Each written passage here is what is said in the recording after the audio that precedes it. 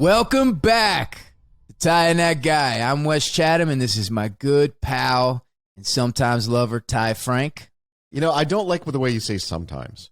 Yeah, but you live in Washington. You never come see me. You're all isolated up there, and so it is a little bit of a dig. Yeah, except that what I feel like is you're making our relationship only about the sex. What about the emotional part of it? Well, listen, we get the emotional part doing this podcast. That's the point of doing it.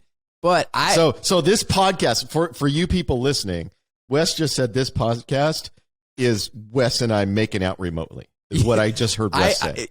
I had to come up with this elaborate plan to have an emotional affair with Ty because having a physical affair when we're on set is only half the season. And now that we finished season 6, I'm just getting a little bit jealous because you're spending way too much time with your wife. You know,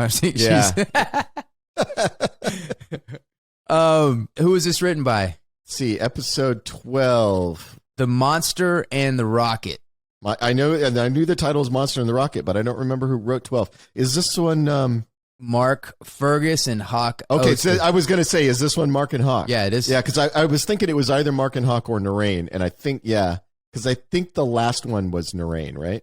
So this one is Mark and Hawk. So this is our pals, Mark and Hawk. Yep. And this was directed by Robert Lieberman, who, by the way, fun fact, we can never say it enough. We said it on the last one. Who's he married to? Oh, hey, did you know that Rob Lieberman was married to Mary Lou Hanna? No, but... Yeah, he was. Yeah, that's incredible. We don't have memories like hers. That's why we don't remember that we talked about it. You know what would be the ultimate slam on an ex?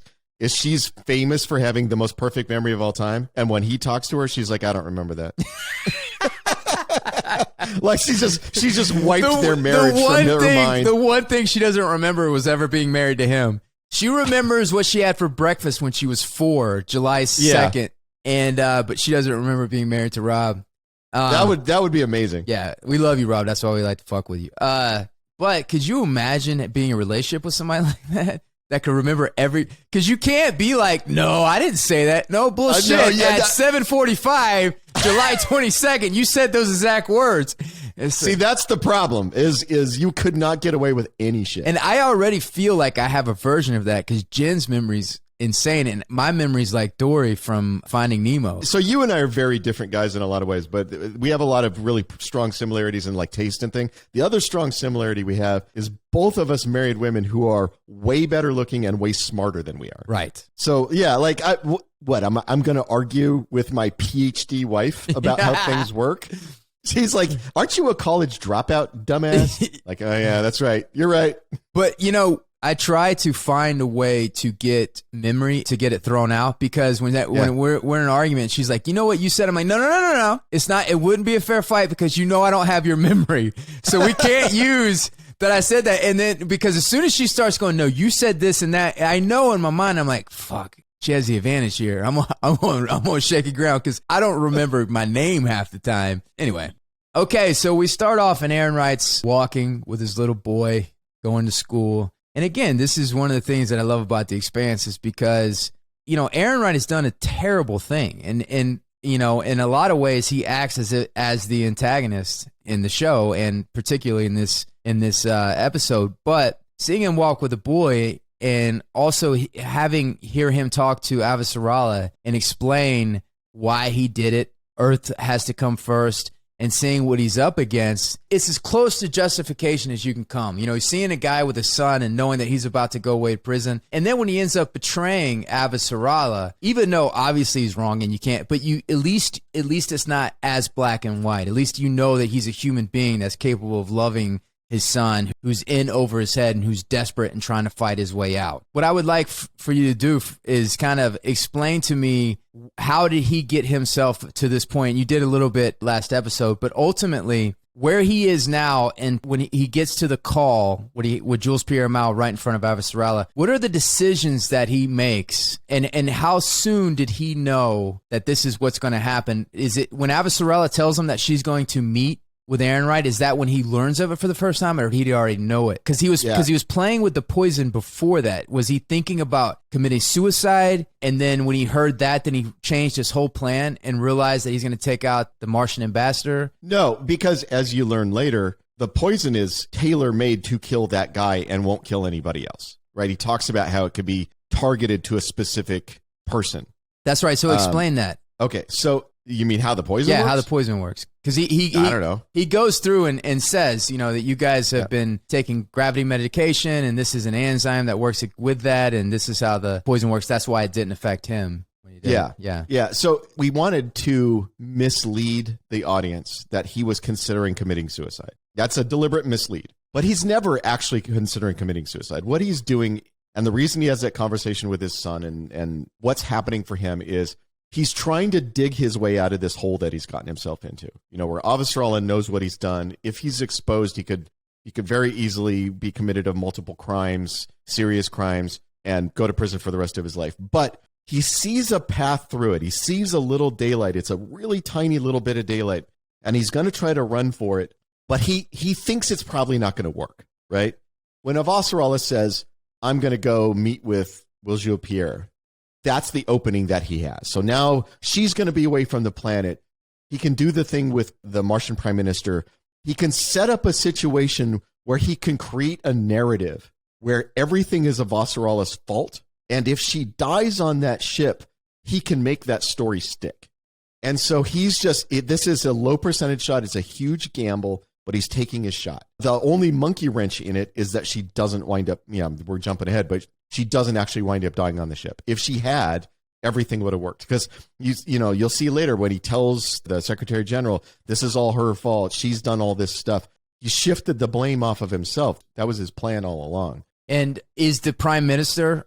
is he the only one that knows from Mars that knows about the protomolecule and he was making a deal with? No, but what we're implying is that he is the highest level person in the Martian government making these. So he's Aaron Wright's counterpart on Mars. As you learn later, the Secretary General knew nothing about the Caliban project and knew nothing about the protomolecule project, right? Aaron Wright ran it all through his office. This Kirshenov guy from Mars, he's the same kind of guy. The Prime Minister of Mars doesn't know anything about the Caliban project, but Kirshenov does. Kirshenov's the one who is negotiating with Jules Pierre Mao to buy the project. Aaron Wright, by killing Kirshenov and by destroying the Martian ship that was coming to pick up the experiment, he's taken Mars off the table so that later when he calls Jules Pierre Mao, he can say, your other option is gone now. I killed the guy you were negotiating with. I blew up the ship that was coming to pick up the project. I'm the only person left you can deal with.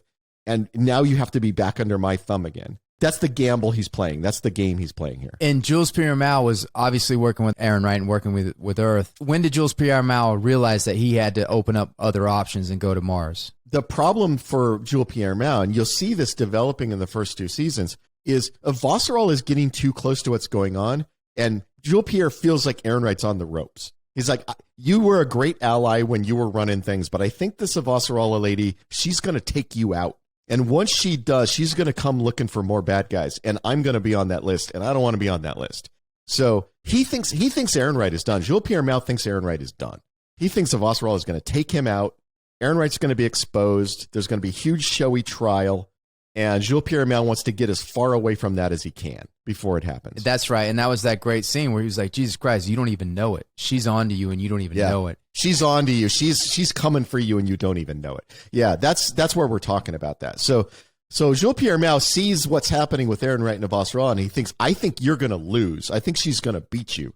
I'm going to go over here and get started with this other thing so I have someplace to go. As soon as he saw weakness, he realized, okay, I can't. I'm too heavily dependent on this one guy, so I'm gonna open up the chessboard a little bit. And I'll say this for the record, for the four people who are still listening, we have been accused of being too complicated in our plotting. I admit it, mea culpa. Daniel and I are very complicated plotters, and the show keeps a lot of the complication in the plot. So I apologize if sometimes these things are a little confusing, but that's the kind of story we like to tell. We like really complicated plots. But that scene when Aaron Wright calls Jules Pierre Mao and Avasarala is sitting there, when the phone call, when it starts ringing you know, immediate, because he just killed the Martian Prime Minister. The phone starts ringing. They say, "Oh, it's a call from Aaron Wright," and he takes it, and it's all of a sudden your stomach drops, and you're like, "Holy shit!" And Avasarala starts putting it together, and he comes on. And what's great about that scene is he is now singular in his mission. He's made up his mind. He's made his commitment. Like how you said, it's like, okay, this might not work, but I'm fucking balls to the wall, baby. I'm going for this shit. And he is laying out his plan and basically saying, all right, you need to get rid of her and you come back alone and then you fucking deal with me. You're done with Mars. You're done with all that. And you see Avasarala hearing this shit and she's being betrayed right in front of her face. And Jules Pierre then stands up. That's a great, they both stand up. You see Jules Pierre like, oh shit. All right, Todd Shift. This guy. Okay, I can stand up. Fucking guns come out, everything. And then Avasarala's like, what the fuck? And Bobby puts him behind him. And then Jules Premier walks out because he's like, okay, problem solved. We'll take her out. Everything's good. But little does he fucking know that Bobby Draper just happened to come along in this little excursion. And it's going to be a bad day for that guy. So let's back up a little bit. Let's talk about that, because some of my favorite stuff for the end of this season is their arrival on the ship. You know, Avasarala walking off of that elevator like the fucking boss of the world, with Katjar and Bobby behind her, just strolling in, and that whole, like, these are my aides, and just like that little gesture, that queenly gesture of these two are with me. I love when Shorey knows that Christian would try to dominate a moment or dominate a room. Shorey just turns, she has this thing, she like flips a switch, and she just turns into a queen. And it's amazing to watch because she's so warm. If you've ever met Shorey in person, like obviously you and I have, Wes, but for the listeners, the 4 listeners we have left, if you ever meet Shorey in person, she's incredibly warm and generous and like such a lovely person. No arrogance to her at all, just super compassionate. But on screen, when she's like, oh, this is Avasarala's queen moment, she just like suddenly she's taller and her shoulders go back and she's just... And like she moves through the room like nothing can get in her way, and everything just sort of parts for her. It's an amazing thing to watch her do. It really is like you just flipped a switch and she just turned on a different mode. When the doors open and the presence and her choices, her body, you know, if somebody else is playing that part, they might not have done the kind of work it takes to really just embody this spirit that Avasarala has. And when she walks in. And immediately, I thought she said apes. She said AIDS. She's like, these are my apes, you know, like when they came in, but she said AIDS. And what's interesting about Sheree is, you said earlier, like her kindness and the sweetness, and she's one of the best hosts. Her condo in Toronto or her house in LA is always like just beautiful. She's always dressed just gorgeous. The best food. When you get the best wine, the bright music, she just has so much style and class and grace. Not many people can pull off that queen vibe like she does, and she's just the best in that scene. And all 3 of them are doing interesting things. Like you got Avasarala playing the queen. You've got Katjar, who's super fucking suspicious of everything. He's eyeing the room. He's eyeing everybody in the room. Like you can tell he's 2 seconds from pulling that gun in every moment, right?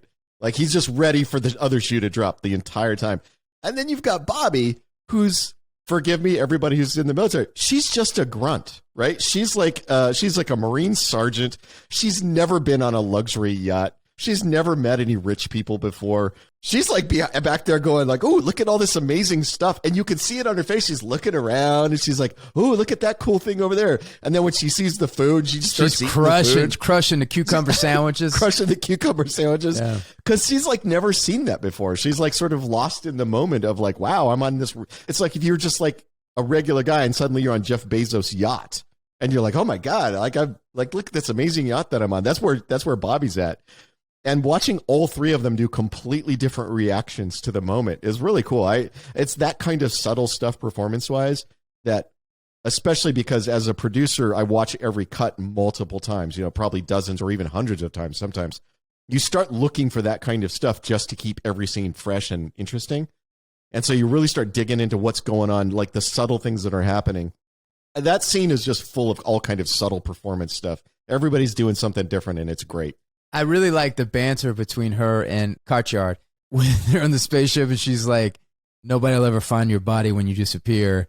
And then she's like, just say something to keep her mind off, like taking off. Yep. And then he goes, I don't fucking like this. This is suspicious. She goes, you know what? Shut up. Like, I didn't want you to talk. So they have this great chemistry. And Katja and Bobby have great chemistry too. Yeah. I love how they're constantly kind of digging at each other. She's like, I'll fucking walk through you like a door. Yeah, and it's not just that. It's when he pulls out his gun, she's like, "Oh, that's adorable." Like, look at your little gun. That's so cute that you have that.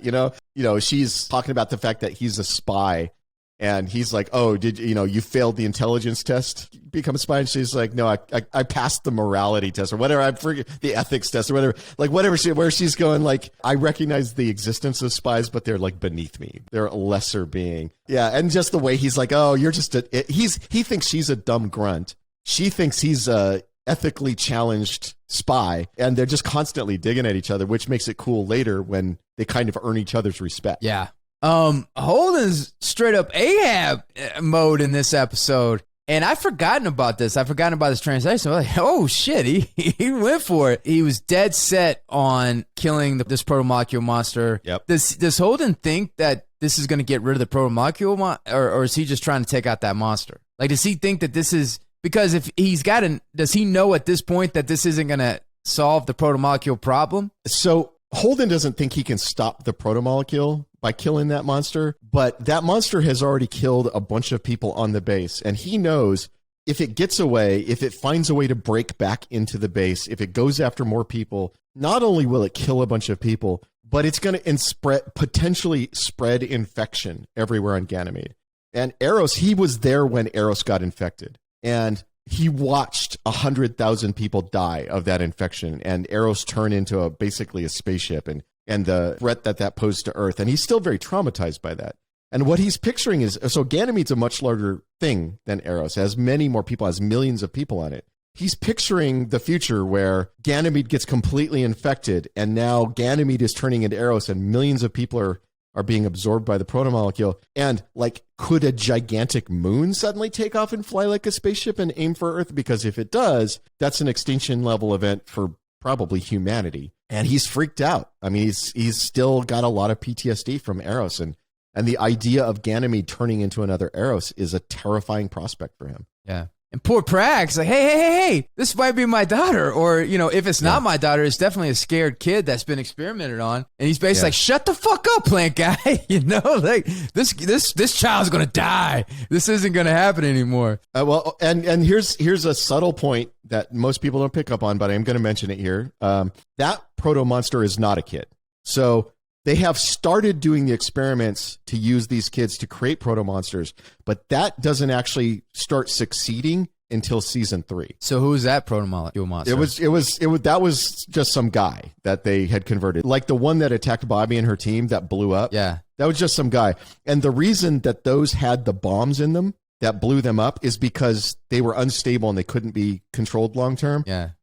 What they're trying to use the kids for is to create versions of the proto-monster that can be controlled long-term, that aren't unstable, that don't require that bomb. Yeah. So they haven't made those yet, but they're going to make them. And when they take the kids away, as we will learn in season 3, they take them away to a different moon. That's where they finish that experimentation. So the kid that you, Amos and Holden and those guys find in the body bag that they incinerate is the beginning of the experiments. It's a failed version of it. They don't perfect it until later. So the one that they're chasing is not a kid. But just some guy, you don't have the backstory of who that proto-molecule monster was? No. It's Will. He was a janitor on Ganymede. So what you're saying, he was really into paper mache. So what you're saying, it's like the reverse of Fight Club. In life, you have a name, but when proto-molecule afterlife, you don't have a name. That's right. And Naomi and Amos, they're back at the Somnambulist. Naomi is really struggling with the guilt of what happened to her in that ship, and also that she feels like she didn't do enough on Eros. So she wants to go back and help repair that ship and get it up in flying condition and get some of these people off Ganymede before all hell starts breaking loose. Yeah, and what we're seeing here is Holden and Naomi are dealing with the exact same trauma, but they're opposite sides of the coin, where they're both dealing with the trauma of what happened on Eros. Naomi's dealing with it by trying to save everybody. Holden's dealing with it by, I have to kill the protomolecule. So they're having two very different reactions to the same trauma. And we're showing both sides of that. Like she feels like she has to save everyone because she didn't save enough. So they find out that there's not enough air. They only have enough air for 51 people. But there's hundreds of people out there, and they're building up over time. And they know if they open up the doors, it's just going to be a bum rush of people coming in. Yeah. And Naomi makes the decision, we're going to go out there and we're going to try to save as many people as we can. So we're going to have to make choices. We're going to make sacrifices. Amos, who at this point is like, wait a minute, I'm not going to risk Naomi's life for these people. You know, it's kind of like if Ty and Janae were in that situation. Ty's not opening that door. He's going to get Janae out of there before, you know, none of those guys are going. And so Naomi stabs fucking Amos in the heart with a syringe and shot through the heart and puts him down. And Amos is like, cannot believe it that she would betray him like that. But she's at this point where, you know, like processing trauma in the same way. She's at this point, she's like, there is no goddamn way I'm abandoning these people. I'm not doing that again. I'm holding on to my man. I'm going to do this. Amos is fucked up in his head. He doesn't know what, he doesn't understand that we need to save these people. He just cares about me. And so I'm going to take him out of the equation. But Amos is betrayed in that moment. And, well, she ends up going out there and confronting the crowd. And at first they do our worst fears are realized. They bum rush her. And the one guy choke slams her up against the wall. And she has a very great moment. This is a really great scene at the end. And I don't think you wrote it. And you know why I don't think you wrote it? Because why? I didn't write it. So go ahead. Because it has a positive point of view of humanity. I was like, Ty didn't write this scene because what happens is everybody ends up doing the right thing and they end up being courageous. And it's kind of, it reminds me of that Christopher Nolan Batman scenario where with the two fairies with the bomb. It is like that. It is a great moment where people rise above and are better than we expect them to be. Explain that a little bit. I mean, she convinces the one big scary angry belter guy. She's like, look, I want to get as many people on the ship as I can. If we put more than 51 people on there, there's a good possibility that no one will survive. So I want to save as many people as we can, but here's the limit of what we can save. And he hears that and he understands it and he takes that argument to the crowd. And huge props to that actor. He had one scene and he just crushed it, you know, where he's like, we're belters. We know our life is hard. Our life is hard from the moment we're born, but we're better than this. We're better than rushing at this thing. We're better than killing each other. We look out for each other. And here's what we have to do. And he's like, lays it out for them. Like, we're going to save all the kids first. Once all the kids are saved, we're going to save the youngest men and women. And once we've hit 51, we're going to stop. And it's a beautifully done. Dom's performance in that moment and convincing him is beautiful. This is going to bug me because that guy and I have become internet buddies, and I'm terrible with names. I'm apologizing to you, sir. I'm talking about how great your acting was in this, and your name has flown out of my head. I'm so bad at names. I'm very old and I drink way too much. If only we had a producer that could look up that name for us as we're doing this, we'd be in good shape. But his performance there is beautiful. It's just a really nicely done scene, and props to Mark and Hawk for writing that scene. It's a great scene. What I love about this scene is the guy that hopefully Clint will find his name because he was terrific and really important for this episode. But what I love it is the turn that this guy has. It happens when she treats him like a human being. When he sees, when it doesn't, and the ultimate turn doesn't really happen at the end. So when she says, no, I gave you my word. You take my place. You go on. Yeah. And he's moved by that. And then he ends up sacrificing himself for her. But when he shows up and everybody's just scrapping and in survival mode and whatever, he's not that guy. And all these people, they're not thinking of that. But when somebody comes and shows them kindness and treats them as human beings, they rise up in a way that we, as an audience member, don't expect. That's when great scenes and great work happens, when you're not expecting and you're moved. Because I was moved by that. When he grabs her by the shoulders and puts her in there and he shuts the thing. It was great. It was a great scene. I like the ballsy speech of Holden. He flexes on the Martian Marines when he's like, oh, also too, a great dramatic note for writers or people watching out there. Whenever you put your protagonist in a pressure situation like that, where they have to make a decision, where he's Ahab, and this is the trajectory of his arc for this season, and he's going after that proto-molecule, and he's dead focused on that, and then Alex lays him out of the choice. Like, you can keep pursuing this and going after this thing and get your champion and get your prize of killing this, this thing and following your rage and your revenge all the way through. Or you can turn away from this obsession and save the woman you love and come and help your family. And so he has that choice, and obviously he makes the choice, and the Rocinante comes in and just blasts that ship out of the space, and then, was it a missile? The torpedo. The torpedo, blasts the torpedo. Yeah. It's a triumphant moment, but then he flexes hard on the Martian military, where he says to them, he's like, here's the deal, motherfuckers. I'm escorting this ship of refugees. I'm the Rossi, and we're a warship, and we're capable of, and if we're going out, we're going to kill all of you motherfuckers too. So just test me. And then he turns off the thing, and then everybody's like, all right, you can go, you can pass. And I just thought that was a great speech and a great cap on this episode. It is nice, but I think the real thing there, and Holden points this out after Alex gives him props. Alex says, "Oh wow, it worked! I can't believe that worked." And Holden even says they're saving their bullets for each other. Yeah, because it's not just the Martians that are in orbit.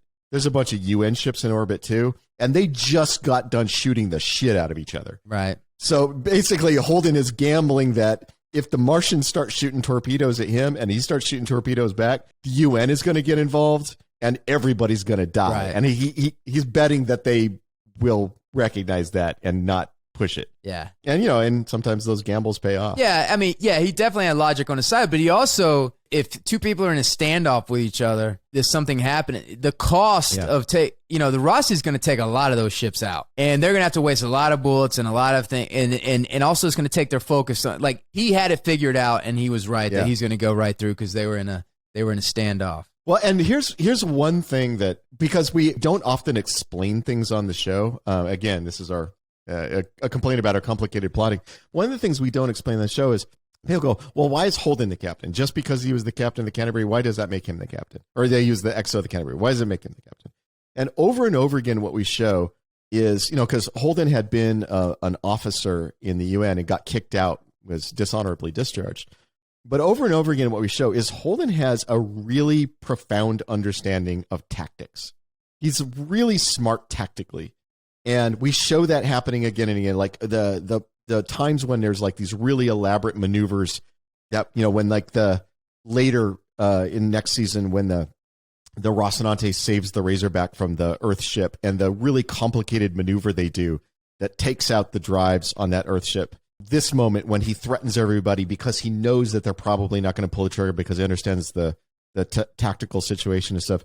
What we keep showing is that this guy, he may be a bit of a knucklehead and he makes some really weird decisions sometimes, but he's actually a pretty fucking good captain. Like, he gets it. He gets how space combat works. He gets how these sorts of political situations play out militarily, and keeps making the right bets on that stuff. That's why he's the captain. Okay. So I was inspired by the betrayal of Aaron Wright to Avasarala, also the betrayal of Naomi to Amos. And I love that because the hurt on Amos's face when Naomi turns on him, he's so surprised by that moment. He is so surprised that she would turn on him. That's one of my favorite moments in that episode. Yeah. And I don't think they were ever fully the same after that. Yeah. The two things about him finding out the torpedo and then her stabbing him in this, and they recovered, but they were never the same as when we first see them. So that inspired our top 5 list, the best betrayals we've seen on film. I'm going to give you the pool, and it's a long one, and I'm sure you're going to have a bunch of your own. But we'll start with the big one. We'll start with the one that is echoed through centuries, and that's Judas betraying Jesus, and the movie is The Passion of the Christ. Cypher in The Matrix, Lando and Empire Strikes Back, which is that'll make the top 5. The assassination of Jesse James by the coward Robert Ford. In Reservoir Dogs, when Mr. Orange betrays Mr. White. Captain Dudley Smith, which is a great one in L.A. Confidential, when he kills Kevin Spacey. Fredo in Godfather 2. I don't remember the name of the actor, but Patrick Swayze's pal in Ghost. That was cold-blooded. Rose's turn in Get Out. Sydney's boyfriend in Scream. In every Scream. And that. Yeah, Sydney's boyfriend is there's always a twist in the boyfriend. I thought, and I'll say, like, when I watched it, I mean, of course, I was in middle school, but when I first saw it, I thought it was genius. They had me fooled, and usually, like, with horror movies like that, I can figure it out, but the whole two killer thing, I'm sure you've seen it before, but I haven't seen. Yeah. The first Scream actually is a very cleverly done movie. It is. Mm-hmm. I like it. Henry Hill and Goodfellas. I would say for Goodfellas, there's two betrayals there, because even before Henry Hill flips on his buddies, which is a huge betrayal, when Hill realizes that the De Niro character has turned on him, and like there's that scene where his wife, the De Niro character, is like, oh, there's some dresses, go down there and pick out some dresses for yourself. And she starts to realize, oh, if I go in there, he's going to have me killed. So there's betrayals in every direction there. There's the betrayal of the Robert De Niro character for Henry. There's Henry's eventual betrayal of him. It's everybody's betraying everybody in that movie. It's like Closer, which is also on our list. Everybody betrays everybody. Closer, but the betrayal that hurt me the most is when Jude Law cheated on Natalie Portman. The character's name was Alice. And when she figured it out, because she heard the whole conversation with her and him and Julie Roberts, but also when he left her and just broke her heart, that killed me, because I loved Alice. She's a fantastic. Also, character. Can I ask a question? Who cheats on Natalie Portman? Yeah, I did not. Who does that? Listen. And also that character, like, she was so free and had this beautiful spirit, and like was definitely the best thing that character was going to, ever have talked to him. And she was just adored him and just treated him like gold, and he cheated on her, and it's like, what are you doing? And then he took her back.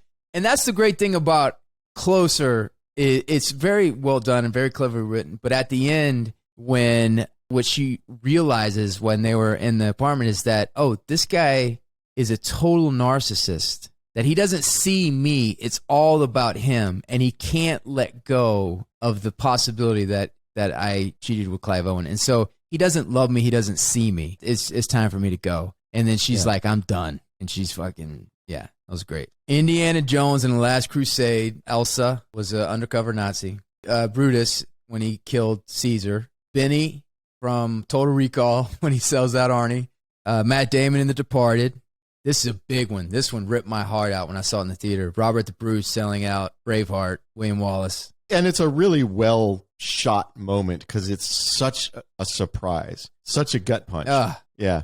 When he pulls his helmet off and the guy's screaming because he thinks he's about to get stabbed, and you see the look on Gibson's face of betrayal. It's just really, like, Mel Gibson is a nut job, but the guy is a talented director, man. And a lesser director or a lesser writer, that scene would have been, he rips the mask off, and then William Wallace would have like raged and stabbed him to death. But what they did is that when they pulled the mask off, that betrayal was that it defeated him. Yeah. In that moment, he was beaten. He was beaten and defeated, and it ripped his heart out, and he collapsed, and he didn't even have the strength or didn't even have the emotional motivation to even lift a hand against him. He was so hurt and he was so devastated that it made the scene so much more powerful. Oh, such a great choice. Well, and he couldn't stab the Robert the Bruce character to death, because the Robert the Bruce character does become King of Scotland in real life. So yeah, but you understand what I'm saying? Like the choice. I mean, he could have smashed his head. He could have raged, which I think a lesser writer and a lesser director might have chosen. But to be because you're surprised in that moment, you see that and you're like, oh shit. First of all, the reveal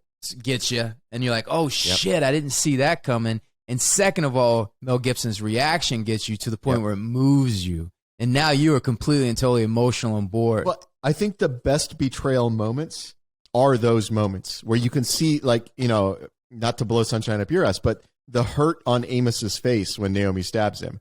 He doesn't like grab her and throw her down. How dare you betray me? It's the hurt. Right. It's like, I can't believe you did this to me. It's Mel Gibson's, the hurt on his face when he sees his friend Robert under the mask. Those moments to me are the most powerful betrayal moments, where it's that hurt of like, I didn't see this coming, and we were talking about Ghost earlier. Swayze does transition into raging eventually. But the first moment when he finds out that his friend is the one who did this to him, and he's so devastated by it, he's like crying. Yeah. You know, like, how could you do this to me? We were friends. I had a life. Yeah. Those are the moments that I think I personally find most powerful. Right. So what you're saying is I'm one of your favorite actors? What are you saying? Of all the people who have ever played Amos Burton, you are in the top. You are in the top 5. Yeah, you're on my top 5 list of people who have played Amos. So Burton. in all that, you're like, I've imagined 5 people playing Amos Burton, and you're in the top 5. You are on that list. You are on that list. You're on that list. Joe Pesci in Casino. That was a particularly rough one because he had sex with his wife, and then he tries to kill him. Yeah, that was hard. Michael Douglas in Fatal Attraction, and this was one for me because I just really liked Michael Douglas's wife in this, and yeah, because he's married to Ann Archer. Ann Archer, look, yeah. So one of my favorite late night things, I think this was the late night show. The guy who was a good friend of Eddie Murphy's, he was in Coming to America. Arsenio Hall. Arsenio Hall. Arsenio Hall. Oh, there. Oh, Clint's back. Where the fuck we needed you all in this episode. So one of my favorite Arsenio Hall bits, it was right after Fatal Attraction came out, and he was talking about the movie, and he's like, who cheats on Ann Archer with Glenn Close? He's like, look, if you're married to Ann Archer, you don't cheat on her. You work from home. And I was like, yeah, right? Like, who's going to cheat on Ann Archer? The Treasure of Sierra Madre, Carter Burke in Aliens, The Count of Monte Cristo, and the deformed guy in 300. Do you feel like we could include Ellis's betrayal of Holly by, revealing her connection to McClane in Die Hard? Do you feel like that's a betrayal that could go on this list? I think this tops the list because, Die Hard is basically a betrayal movie. It's basically a betrayal movie. Yeah, she's betraying McClane and he's coming and he, to straighten it out. And that's how the whole thing, that's the whole catalyst to how the whole thing starts. Stop trying to hurt me. So this is a big list. Clint or Ty, do you have anything you want to add? I don't want it to seem like I'm always trying to make things Harry Potter because I'm not even a big Harry Potter fan, but Snape killing Dumbledore. I intentionally left out Harry Potter to hurt you. Oh, I'm not a big Harry Potter fan. It's just I had to watch all the movies with my girlfriend in quarantine, so now it's in my head. Because it's in my head because I just watched them all last year. Okay. So if Clint is bringing up Harry Potter, which I'm not a fan of, I'm going to bring up Lord of the Rings because we need to put Saruman's betrayal of Gandalf on there because that is such a surprise when it happens. So I thought Snape ended up being a good guy. So I didn't watch the... He does end up being a good guy, but you don't know that when he kills Dumbledore. So he kills Dumbledore because he's deep undercover with... Yes, right. He's so deep cover that Dumbledore has said, if it comes to it, kill me. Oh. So, but Harry sees him kill Dumbledore, and it's a real kick in the dick, as it says in the book. Saron, that betrayal was way more powerful in the book than the movie. I don't know. I really like Christopher Lee. I really like the way he played that part and that moment where, and again, it's the look on Ian McKellen's face when he realizes, it's that moment when he sees Saruman for what he really is for the first time, and there's a devastated look on his face, and he says, you were the head of our order, you're supposed to be the best of us, and you've sold yourself to the bad guy who's going to murder the world. I think it's the performance. And the idea is that they've known each other for thousands of years, right? Yeah, they've been brothers for thousands of years, and to suddenly realize that this person you trusted your entire long life has turned on you. It's Ian McKellen's amazing performance. He's an incredible actor. It's Christopher Lee's amazing performance. Christopher Lee is one of the great actors of all time. And, the spinning each other around with Stav's wizard fight isn't the great part of it. The great part of it is the realization moment. Any more, Clint, Ty? I'm sure there's a million more, but they're not popping into my head right now. So I guess you would have to tie up the list. Oh, yeah. It was talking about Wrath of Khan, that moment when Kirk realizes that Chekhov has betrayed him because he's got the little thing in his ear that makes him do what Khan said. That was a good one. His name's Chekhov? Yeah, Chekhov is the Russian guy. The playwright? Yes. Oh, Brad Pitt and Thelma and Louise. Oh, my God. That's a really good... Yeah, because that moment gets them both killed. Yeah. And when she has this giddiness and this release, and he just completely used her, but she's not aware of that. And Susan Sarandon having the realization, she's like, "Where's the money?" And then he goes and it's gone. That was and you're right, and it gets her killed, and that's why he takes the hat, smacks Brad Pitt around in the interrogation room. Yeah, and you know what? If you're going to get smacked around, you don't want to get smacked around by Harvey Keitel. No. All right, so we got to put number one. I mean, like, what the ultimate betrayal? I mean, like when you say the name Judas, everybody knows what that means. So, have you read Dante's Inferno? Dante's Inferno. Thank you. The three characters that are the epitome of betrayal that are being chewed in Satan's three mouths. One of them is Judas Iscariot, and another one of them is Brutus. So two of the people you mentioned are like the epitome of betrayal in that play. So Judas and Brutus, number one, number two. Clint, who's the third one? Who's the third guy who's being chewed in Satan's mouth? Wouldn't it be so cool if I knew? I'll look it up right now. I think Brutus is famously one of the great betrayers. I think was it Lando? Was Lando the third person? I might put Lando. No, it was Lando in Satan's mouth in the Dante's Inferno. That would be amazing if it was. And I think we should. I think like they keep rebooting movies. We should reboot the Dante's Inferno cinematic universe, and this time we'll put Lando in the third mouth. Yeah. Yeah, Dante's Inferno. That's kind of hard to get through. The third person was Gaius Cassius Longinus. That's why I don't remember it. Dante really thought the assassination of Caesar was 2/3 of the greatest betrayals in all of history. I would say the betrayals that most affected me in the moment when I was watching the movie, definitely when Harrison Ford wins Han Solo, the look on his face when he realizes his friend has turned on. Because for me, the great betrayals are not the betrayer. The great betrayals are the reaction of the person who has been betrayed. And Han Solo's hurt when he realizes his friend has turned on him is so, like, as a kid in the theater watching that, like, that devastated me. Mm-hmm. And I'm with you on Braveheart. I mean, that look on William Wallace's face when he pulls off the helmet and sees Robert the Bruce, and just the way that he has fought everything up till now with absolute commitment. The guy has just been a machine, like blasting through every obstacle to get what he wants. And the way that pulling that helmet off just sucked everything out of him. Like it was all gone. He had no fight left in him. He just falls over. Is one of the great cinematic moments, I think. Oh, I don't know. Who else would you, who would round out your top five? Well, I mean, Braveheart, there's no question. I mean, that. Well, that's what I'm saying is I think it should be Braveheart. I think it should be Empire Strikes Back, but who's number five? Okay, so right now we're at Judas, Brutus, Lando, Robert the Bruce, and Braveheart, and then the number five. So the easy one for us would be Carter Burke in Aliens, but we spend almost every episode talking about Alien. Also, one that really affected me was when Jude Law betrayed Alice in Closer. She was the most loyal and virtuous character of the whole thing. She was the only. She was the most innocent. Yeah, I think of all of them. Yeah. But as long as we're talking about aliens, what about when Ash tries to kill Ripley in Alien? You when it happens, you don't see it coming. Yeah. Well, they have a little bit of foreshadowing of that. Yeah. When you see. Well, and she doesn't like Ash. Yeah. So it doesn't feel like as much of a betrayal. Yeah. It doesn't hit you in the gut like that. Right. Yeah. What about Fredo in Godfather 2? I'm smart. Yeah. Yeah. The confrontation. So there's two different confrontations. There's the one where he grabs Fredo and at the party and says, "I know it was you. You broke my heart," which is such a powerful moment. And then the second moment when they confront each other at the house at Lake Tahoe, and Fredo's heartbreaking when he's talking about why he did it, and because what he's saying is he feels like Michael betrayed him, right? So Michael's saying, "You betrayed me, Fredo," and when they have their second confrontation, Fredo's saying, "You betrayed me because I loved you and you were my kid brother and you've cut me out of everything and you make me feel small."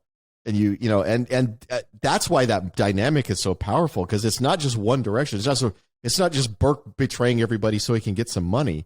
It's two people who love each other, who have betrayed each other because they couldn't talk about the problem in their relationship. And if they had talked about it, all that betrayal could have been headed off. And I think that's probably why Closer is so powerful, because it's that moment of these people have betrayed each other, and if they could just have one grown-up conversation, all of this could be resolved. All of this could be headed off.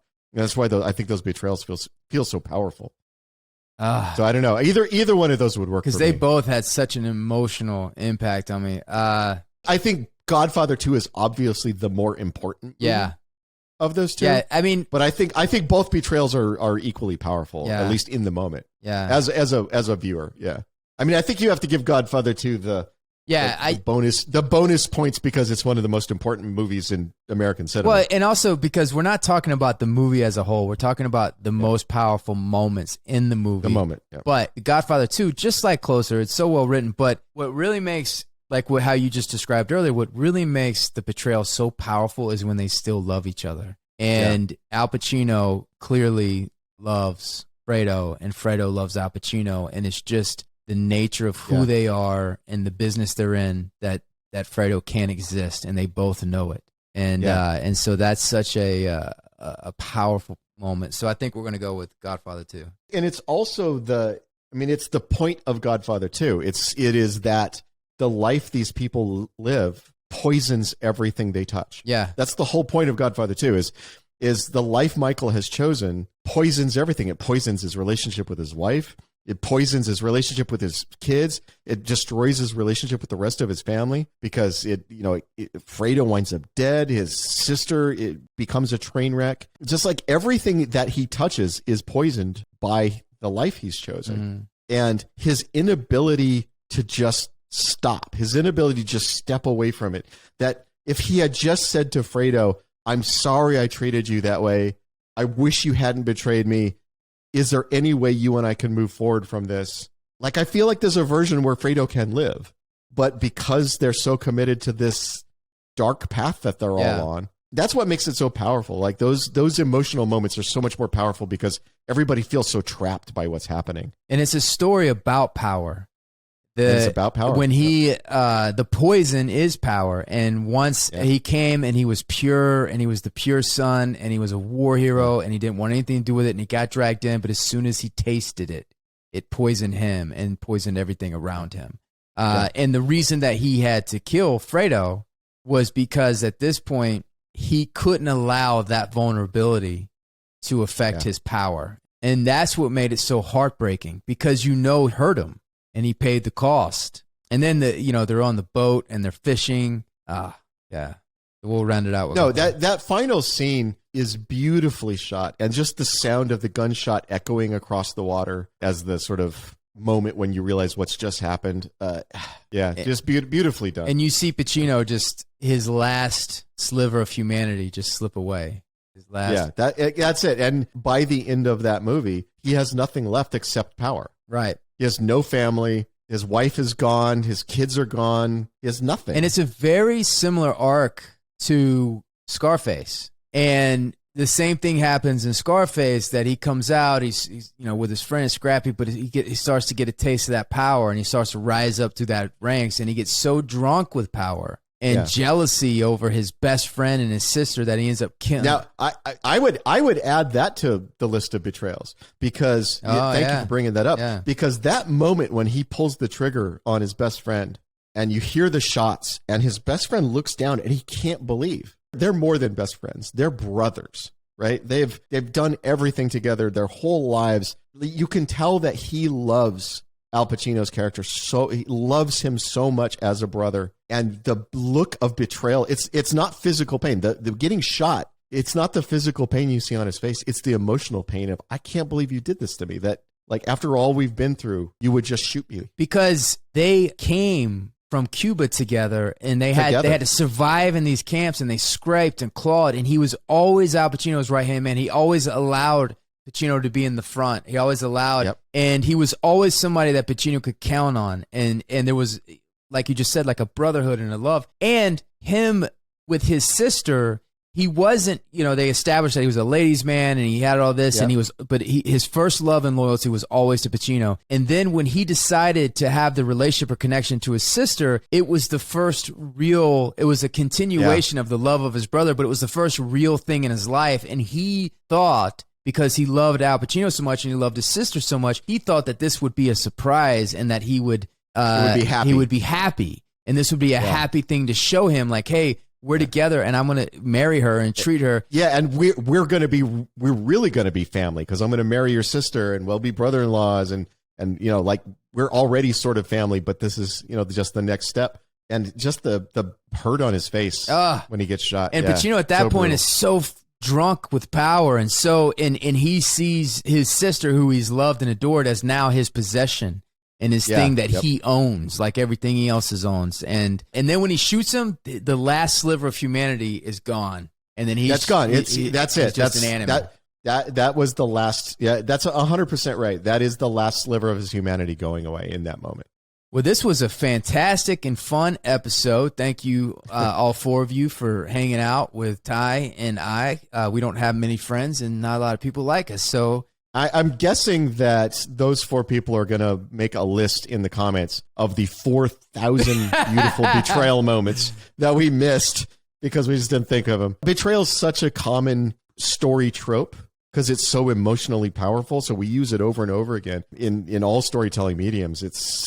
So there's a million more of them out there that I'm sure are very powerful and that we just missed. And what I think would be fun to do is that if they do leave comments on wherever they leave, YouTube, whatever, when the ones that were like, fuck, we should have said that, or fuck, we should have said that, we should start each new episode with like, okay, we did Betrayal last week and thanks to so-and-so for this, thanks to so-and-so, we forgot about those. And that'd be a fun way. I mean, so Joseph, when you're reading the comments, make a list for us of the good ones. Joseph monitors the comments for us, so he's going to be the one who compiles that. Joseph is so much better than Clint. Thank God we got Joseph on our side. Yeah. I'm not going to argue with you. Joseph's great. Okay, thank you guys for hanging out. We appreciate it. Say goodbye, Ty. Goodbye, Ty.